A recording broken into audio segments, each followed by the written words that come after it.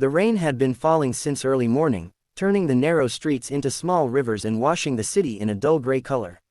Most people hurried along the sidewalks, heads down, trying to stay dry and reach somewhere warm. Nobody noticed the small figure sitting near the closed bakery, except a few who quickly looked away. It was a little boy, maybe 8 or 9 years old, holding a torn plastic bag with a few pieces of old bread inside. His clothes were soaked, his hair stuck to his forehead, and his shoes were so worn out that water had already filled them. But his eyes were calm. Tired, but calm. His name was Ion. He had been living on the streets for almost a year now. His mother had passed away after a long illness, and his father had disappeared long before that. There were no relatives who wanted him. The world had slowly pushed him to the corners where people don't usually look. But Ion never begged, he just waited. He waited outside shops for leftover food. He waited near tea stalls for someone kind enough to hand him a cup. And at night, he waited for sleep to come before the cold reached his bones. That afternoon, as the rain poured harder, a car stopped near the bakery. A man stepped out, holding an umbrella. He was dressed simply, no fancy clothes, no sign of wealth. He looked around and noticed Ion. The man could have walked away like everyone else. But he didn't. He walked toward him and gently said, "Beta, you'll get sick sitting here in the rain. Why don't you stand under the shade?" Ion looked up, surprised. Most people didn't even talk to him. "There is no shade left," he replied softly. The man felt a strange heaviness in his chest. Instead of giving money and leaving, he sat down right there beside him, getting his own clothes wet.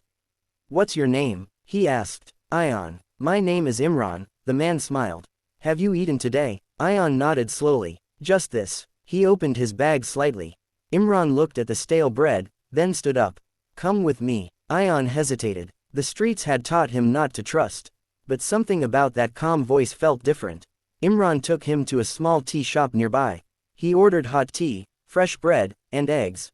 When the food arrived, Ion stared at it like it wasn't real. "Eat," Imran said softly. The boy's hands trembled as he picked up the bread.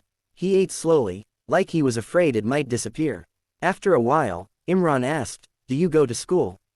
Ion shook his head. "I used to. But uniforms, books, everything costs money."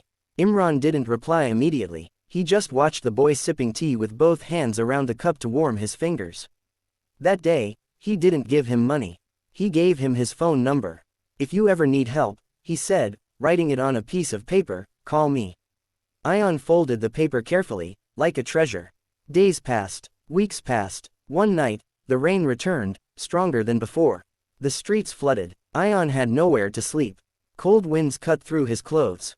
That night, for the first time, he took out that paper. He found a nearby phone booth and dialed the number. It rang once, twice. Then a voice answered. "Ion." His throat tightened. "Yes. Where are you, Beta?"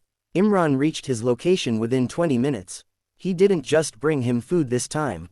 He brought a blanket. And he didn't leave after that.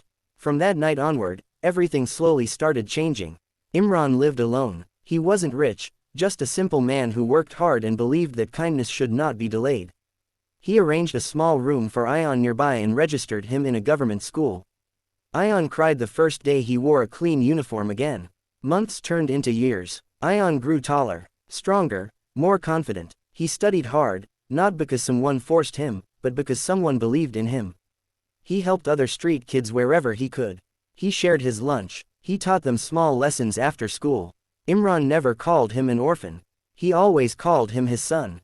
When Ion stood on stage at his school's farewell ceremony, receiving top student award, his eyes searched the crowd. He found Imran standing in the back, clapping with quiet tears in his eyes. Ion stepped to the microphone and said softly, "I was once invisible. Today I'm here because someone saw me." The hall fell silent. Imran didn't adopt him legally. He didn't change his name. He didn't ask for anything in return. He just changed his direction. Years later, Ion became a teacher at a community school built for street children. When asked why he chose this path, he always smiled and said, "Because kindness saved me, and kindness must continue." And somewhere in a small home nearby, an old man named Imran would watch him, with a peaceful heart, knowing that the kindness he showed one rainy day had now become a lifetime of light for many others.